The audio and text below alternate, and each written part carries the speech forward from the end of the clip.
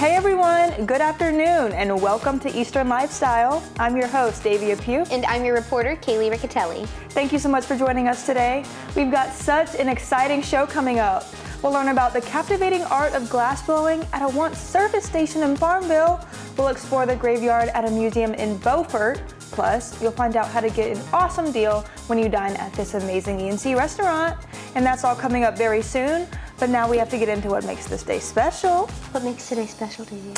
Today is Cyber Monday. Woo! I'm so excited for Cyber Monday. Me too. This is when I do most of my shopping. It's great. You don't have to go anywhere. Exactly. You can sit in one spot. Like I post up with like my coffee and my computer, Yeah. and I just Go crazy. Go crazy. Go to war. Yes. So Cyber Monday originated in 2005 and it's celebrated in 16 different countries. So it's pretty much a worldwide holiday and a lot of people love to shop online. Oh my gosh, yeah. It's definitely, you know. It's easier. See, my first stop is always Amazon. Yeah. Because I get like everything on Amazon, and what I can't find on there, then I go to the specific stores. Yeah. Because sometimes the deals on Amazon are better than the stores. Absolutely. And Amazon is ready. They're like, exactly. This is what's going on like these dates. You all better lock in. Yeah. And I mean, they have like the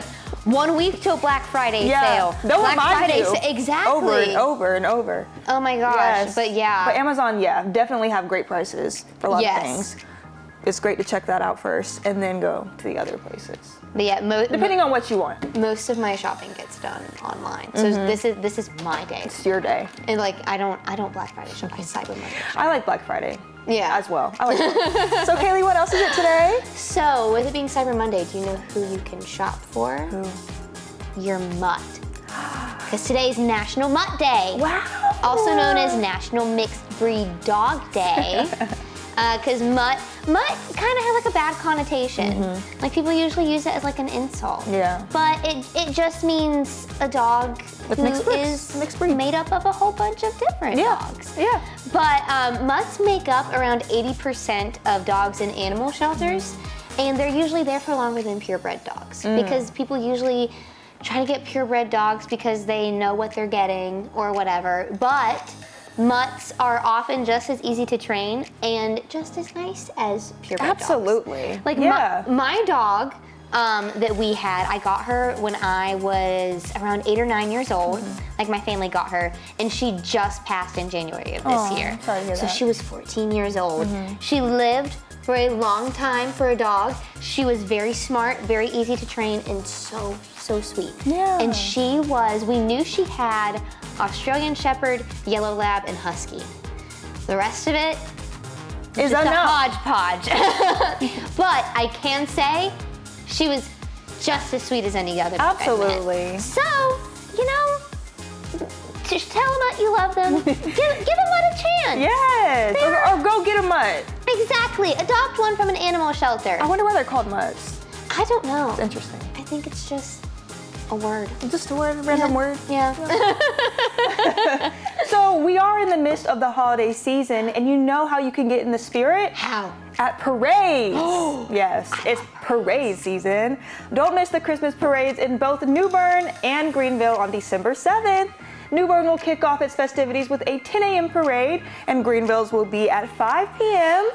Both events will feature floats, marching bands, and of course, holiday spirit. So be sure to mark your calendars and celebrate the season with your friends and family. And who knows, you may see us there and Santa as well. Who knows? Who would be more exciting to see, us or Santa? I know you're gonna say Santa. I feel like I'd rather see Santa. Because like once we get like the Macy's Thanksgiving Day parade with Santa at the end, like bringing in the Christmas season, I'm like, okay, give me the Christmas parade. Give me more. Like I'm ready, I want more of it. Yeah. So now that the Thanksgiving parade is over, I'm like, where's the Christmas parade? It's time. It's time. So at the start of our shows, we want to connect with you guys. If you've captured awesome moments showing the best of what ENC has to offer that you'd like Kaylee and I to react to, share, or just know, be sure to scan that QR code, fill out the quick form, and send us your pics and vids. Coming up on Eastern Lifestyle, you may be wondering why I'm wearing these glasses. After the break, we're diving into the world of glass blowing right here in Farmville. Stay tuned.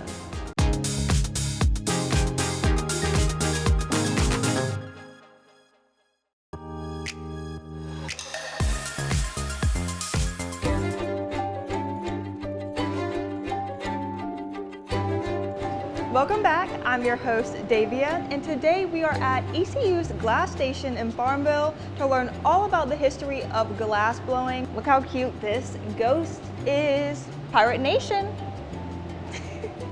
So we are here with Michael Tracy, an assistant teaching professor here at the GlasStation. Michael, thank you so much for having us today. Well, thank you for having me. Yeah, so can you please tell us just some history about glass blowing itself and what you all do at the GlasStation? Okay, well, the short form of the history of glass is that glass has been used as a material since around 3000 BCE. Glass blowing first came around the AD BC crossover, somewhere around then. So we've been blowing glass for about 2,000 years. Now, at the GlasStation, we're here because of something called the American Studio Glass Movement, which was a movement started in the 1960s by a ceramicist. And the basic summary of that is taking glass out of the factory and putting it in the hands of individual artists. So as a byproduct of that, university art programs now have glass blowing as an option, and that's the reason I'm here. Very cool. Now, how did you get into glass blowing specifically? Oh, me specifically? Yes. Kind of by accident. I was a college student at the University of Texas in Arlington. I was a drawing concentration within their art program.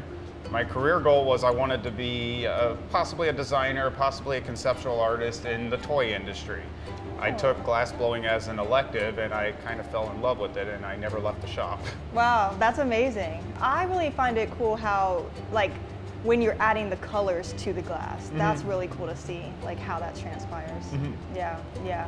We could melt color glass in our furnace, but then we would have to make 400 pounds of purple things. Oh, gotcha. So we buy pre-made color glasses. Okay. And glass is very idiosyncratic. You can't just mix and match any random glass together. It has to have a compatible expansion rate. So the stuff we're buying comes from a company in Germany that makes glass specifically for glass blowers.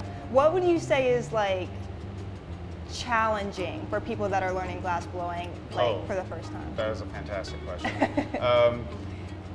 Because glass blowing does have a steep learning curve, and I think probably the biggest learning hurdle is learning to rotate the pipe and keeping the glass on center. Gotcha. Most other problems you encounter when learning probably were a result of not keeping the glass on center initially, and it takes a good 6 months to a year and sometimes more of consistent practice before muscle memory takes over and your hands are just doing it for you. Gotcha. And I know like there are some safety precautions as well before you do glass blowing. Can you tell us what those are? Well, just learning how to move around in the studio. Glass blowing is very much a dance in a way. So there's certain moves you have to learn down to even just how to grab the pipe. You can't tell visually the difference between a cold pipe and a hot pipe because it doesn't start changing color till it's well over 1,000 degrees. So there's a very specific way we grab pipes to make sure we minimize the chance of getting a burn. Okay. Wow. But even other things like the area between the bench that we work at and the furnace that we're reheating at, that is the glass blower's territory. People are not supposed to go in there unless they absolutely have to. Gotcha. A lot of the rules we follow are very similar to well-organized commercial kitchens. I've been told that by some chefs. Wow, okay. Very cool. Well, where can people find out more information about GlasStation? They can check with the ECU does have a website that does have information about our facility. We also do have a Facebook and an Instagram page. I'll be honest, I'm not the best at keeping it up to date, but I do always post when we're going to be doing our public demo nights. Awesome, awesome. Thank you so much, Michael, for sharing.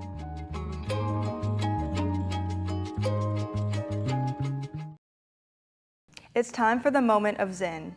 Use this time to calm your mind, whether that's by taking a few deep breaths or meditating. Let go of any distractions or stress and focus on the present. Use this time to relax and find peace.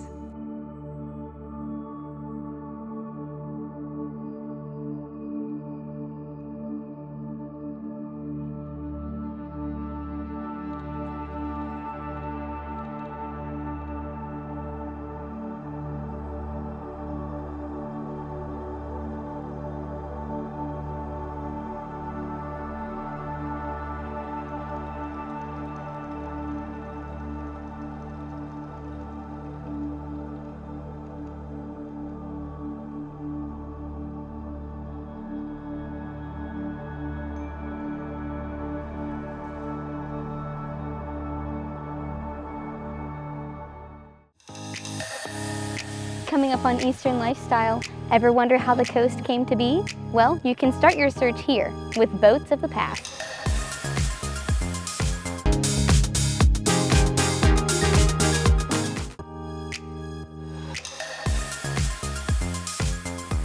The North Carolina Maritime Museum in Beaufort packs hundreds of years of coastal history into one building. Today, I'm here to learn more about the story behind the coast of ENC and a little about its darker side. Boating and shipping have played a large part in North Carolina's culture and trade since the beginning, so of course, it's undergone many changes over the years.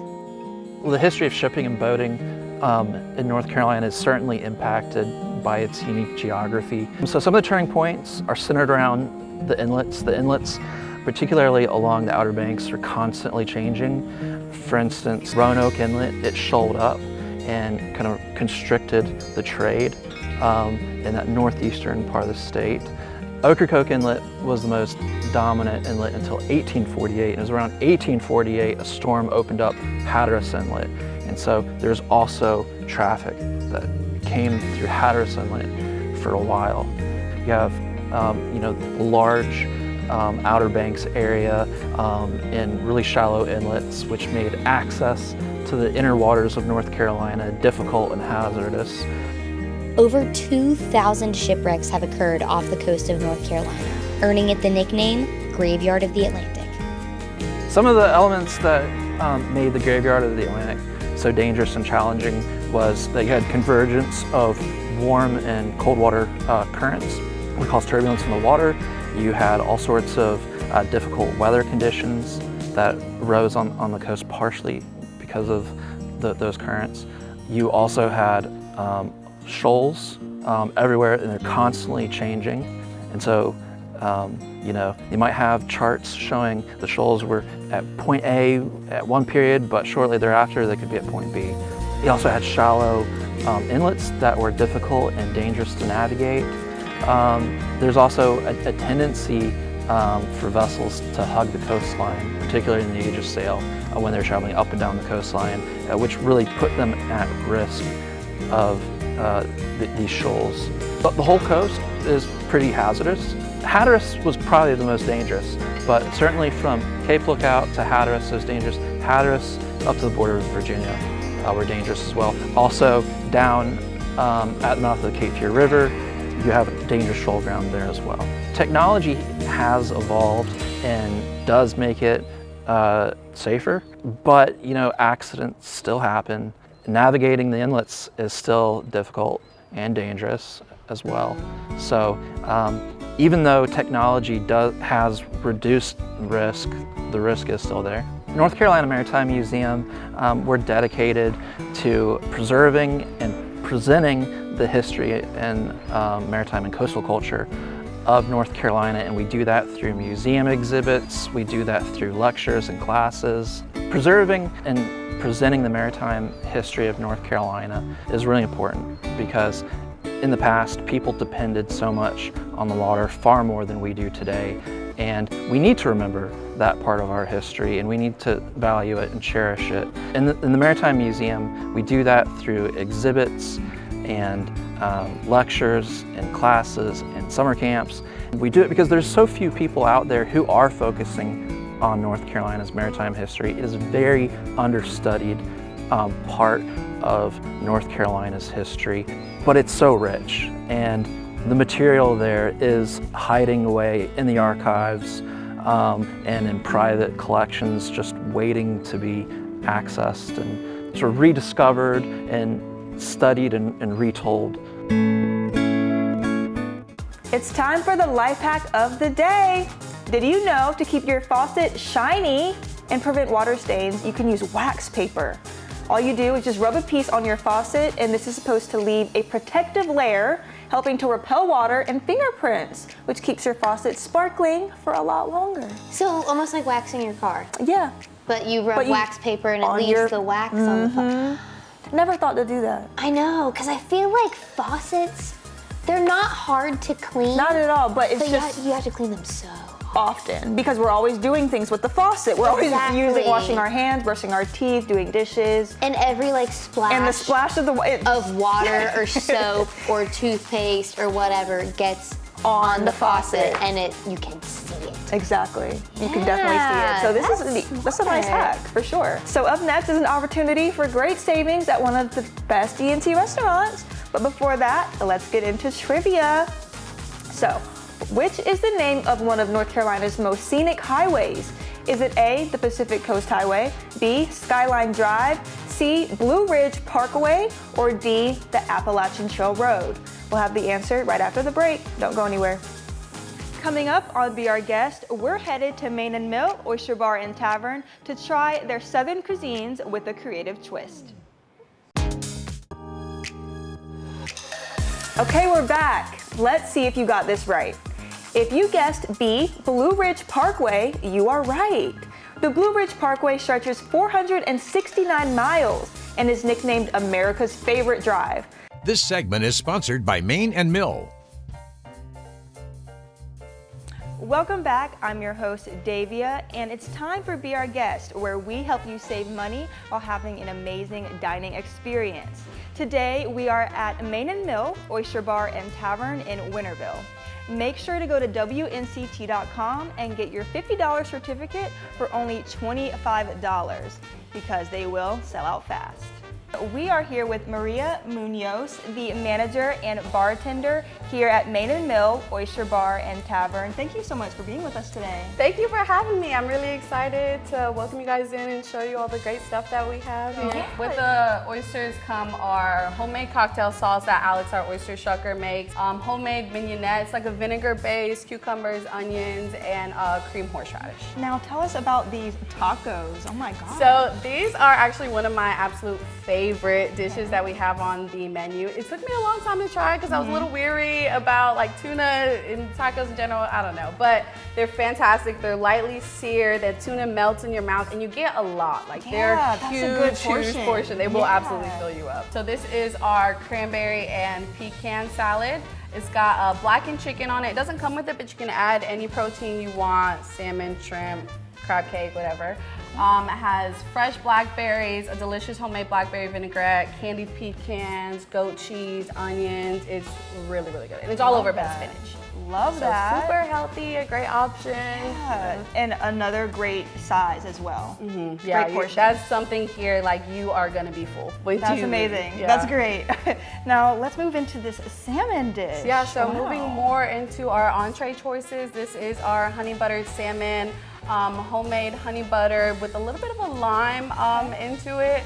It's over white rice and panko parmesan crusted asparagus. It's another fantastic choice. Now moving on to this pasta dish. Oh my goodness. Yeah, so like I was saying, more of a richer option, a little bit heavier, but it gives you that like southern hug. It's so good. It's got a little bit of a kick to it. Okay. Covered with 4 juicy scallops. Now we move into dessert. Tell us what we have. So this is one of our very, very new desserts that we recently just added like this last week to the menu. It is a banana pudding and cookie pie. So it has this delicious cookie crust, banana pudding cheesecake, cookie mousse, and you see it's topped with all those delicious cookie pieces. So this is one of our new ones. We're gonna be releasing a fall cocktail menu up in the coming weeks. It's a pumpkin spice latte inspired cocktail. Yeah, so we'll call it PSL for short. Love. It's got homemade pumpkin spice syrup mixed with cold brew concentrate, rum chata, and of course vanilla liquor, or vanilla vodka, sorry. Okay, great. That looks delicious.